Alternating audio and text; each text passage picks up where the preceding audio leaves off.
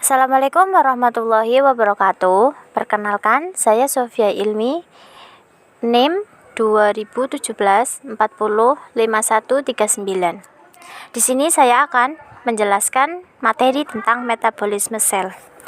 Metabolisme sel adalah proses pembentukan energi dalam sel, di mana metabolisme sel dibagi menjadi 3, yaitu enzim, katabolisme, dan anabolisme. Yang pertama, enzim. Enzim adalah protein yang dihasilkan oleh suatu organisme hidup di dalam protoplasma yang berfungsi untuk mempercepat reaksi biologi tanpa mengubah struktur kimia. Yang kedua adalah katabolisme.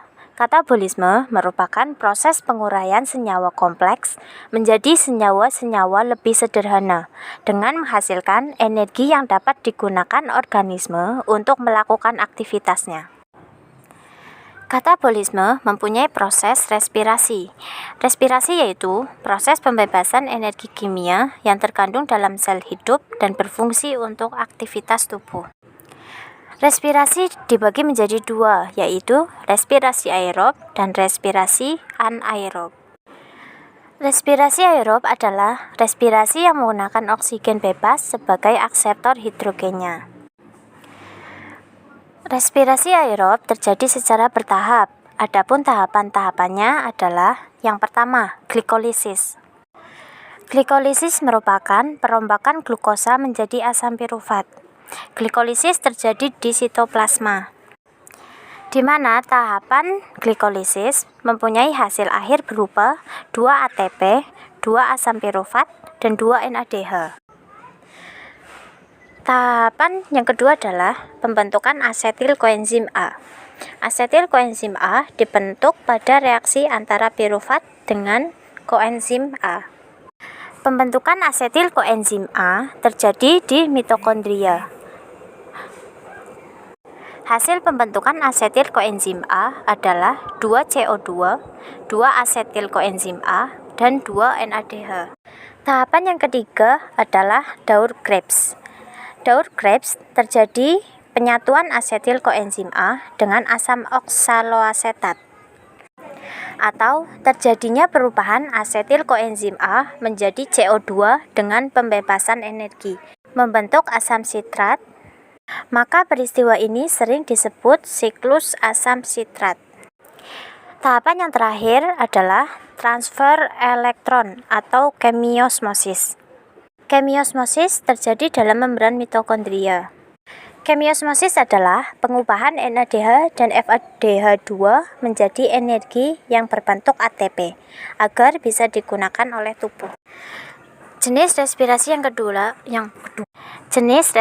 yang kedua adalah respirasi anaerob atau fermentasi. Metabolisme sel. Yang ketiga adalah anabolisme. Anabolisme merupakan proses penyusunan senyawa kimia sederhana menjadi senyawa kimia atau molekul kompleks. Pada peristiwa ini diperlukan energi dari luar, yaitu fotosintesis. Fotosintesis adalah membentuk glukosa atau gula dari bahan baku CO2 dan H2O dengan bantuan sinar matahari dan butir klorofil. Reaksi fotosintesis dibagi menjadi 2, yaitu yang pertama, reaksi terang. Reaksi terang terjadi di grana. Pada reaksi ini terjadi fotolisis air atau pemecahan air untuk menghasilkan oksigen dan fosforilasi oksidasi yang menghasilkan ATP. Yang kedua adalah reaksi gelap atau siklus Kelvin. Reaksi gelap tidak membutuhkan cahaya. Reaksi gelap bertempat di stroma. Reaksi gelap dibagi menjadi 3 tahap. Yang pertama, fiksasi. Pada tahap fiksasi terjadi pengikatan CO2 oleh ribulosa bifosfat atau RUBP menjadi PGA atau trifosfogliserat. Reaksi ini dikatalis oleh enzim RUBP karboksilase. Tahap yang kedua adalah reduksi. Pada tahap reduksi, PGA menerima gugus fosfat dari ATP sehingga terbentuk 1,3 bifosfogliserat atau PAGP. Selanjutnya, PAGP menerima ion hidrogen dan elektron dari NADPH2 sehingga terbentuk gliseraldehid trifosfat atau PGAL. Tahap yang ketiga yaitu Tahap yang ketiga adalah regenerasi atau sintesis. Pada tahap regenerasi, setiap 10 PGAL akan membentuk RuBP dan 2 PGAL mengalami kondensasi menjadi glukosa.